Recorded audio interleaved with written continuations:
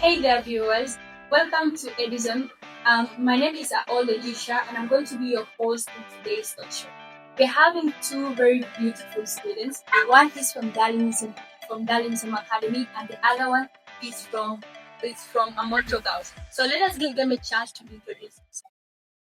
Hello, dear viewers. My name is Atiro Flora. I joined from Darlington Academy. Hi, I'm called Amol Guide from Amoto Girls. Okay, so basically today we're going to be talking about AI and how it has affected education in the education sectors because many of these are students. So we believe that they are more experienced and they have experienced these matters about AI. So firstly, what is AI? What do you guys think AI is? Okay, according to me, I'll start by telling the full form of AI because it's a short. AI is actually artificial intelligence. According to me, AI is an app that helps people to get to know what they don't actually know. You could ask questions whether you're being in form of voicemail or even in writings, and then you get to know what the question you want to know about is. That's how I think it is. Do you like have a different opinion? Yeah, mine is just short. It's just like an artificial intelligence in form of human brain in an advanced way that helps you in a lot of things, mainly studies and to ask questions. For example, in ChatGPT, many people study there. They ask questions and they give them the answers of what things. So that's cool. Yeah. Okay. Well, dear viewers, can also comment down what you think AI is in your own opinion. Now, the second question we're going to have today is now your own opinion. What do you think has affected the people in the status quo, especially you, the students, about AI? What then do you think are the negative effects of AI? Okay, AI is actually not having only the negative part. AI is good, I could say, in my own opinion. AI is good because it helps people to get to know what they don't know about, right? But then I think the magnitude of the negative part is more than that of the positive part. Now, AI is okay because it helps you to get to know the world, to get to know new vocabulary with that meaning, to know what you want, to know and everything of its kind. But also, one thing is that it's really affecting the students across the globe currently because AI is so addictive, and when you start using it, you feel like that might power you because you're going to feel like you already know everything because AI gives you literally everything you want to know about something, right? Let's say, for example, you're given a chance to debate maybe, and then you're given a task that you can't even understand what it's about, right? So you definitely go to AI, and AI, if you just like type there that debate about this motion, it will just give you every little thing you want about that motion, the framing, everything about it. So like it makes people gain that power that they need to have and they do not work for, right? So I could literally say that even people tend to misfire how to use AI. Like for example, the students, now that they have understood that, for example, apps like ChatGPT, like Amon said before, like it's apps help people to get to know what really they want to know. You ask questions and you understand, right? So this also helps the students in one way or the other to get to relax, right? Because if I'm a student and then the teacher gives me maybe homework and then like I don't know what it's all about. Instead of me first doing research, maybe in textbooks and any other kind of thing, I would just go direct to ChatGPT because I don't want to waste my time. Just want to finish up and maybe I don't want to take punch in school. I'll just go there to ChatGPT and do my work. I'll just type the whole question. I could even like scan the question and then I just get my answers. But then one thing is that when people get answers from ChatGPT, it's a good thing, right? But what is the bad part about it? The bad part is that they just tend to write the answers without knowing what they should do about it. Should I first revise before noting it down? You see, so it means ChatGPT is actually okay, but the students tend to like misuse it. Because if I get the answers as a student, I have to read and understand what it really meant and why it is really important. But if I don't do that, it means I'm misusing something that was important. Now it's really affecting the students because it makes the students relaxed. Like students need to relax. And also about the upcoming exams, like students are like the exams is always hard. And then at some point maybe students will tend to sneak in with their phones, because they already know that ChatGPT is always at the right hand side of their own, right? Now when they go with their phones, they can tend to cheat. And when you cheat, what happens? You'll pass, right? or you pass, you will have nothing in your brain because during exams you don't get the time to revise that. Maybe let me check it, ChatGPT, then I revise. You won't get that time. After getting the answers, you just write down in your paper and boom, you're done with the exams, right? But then what comes in, you don't know what actually is written down. And that is the bad part of using ChatGPT at some point. Well, as I stated before, ChatGPT is not bad, but the way we use it, what makes it bad, right? That is all I think I have about that. Well, about your opinion about AI, I'm really impressed because I think like we know broadly about AI. I don't know about your more, but according to me too, I can also testify that I also use AI. I find it like my close friend because like when you have no one to talk to, also AI is another place where you can actually talk to and all this kind of thing. Actually, some fun place also go. Yeah. So, Mama, can you like also give us what experiences about AI or what your opinion is? My opinion is also as positive as she said. AI is not bad, but at some point it's bad in terms of addiction. Students misuse it and they overuse it instead of studying. Like as you said, they give you a homework by the teacher, you go do research instead of revising it, you go just write the answers also.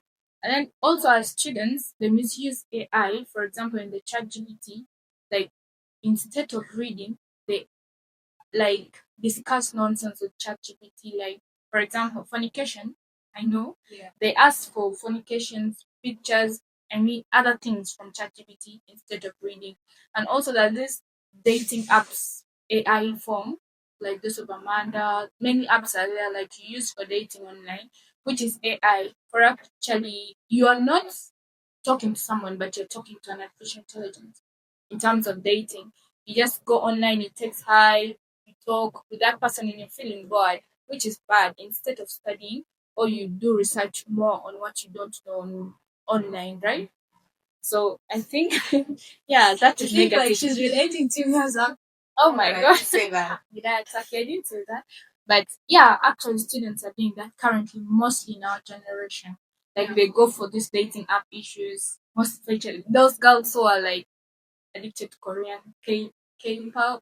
Those of Yes. who, yeah, like they just go online because those apps mostly Koreans are there. So they just go, they go text, they talk, they chat, and also in addiction part, like you just misuse it. It's not that it's bad.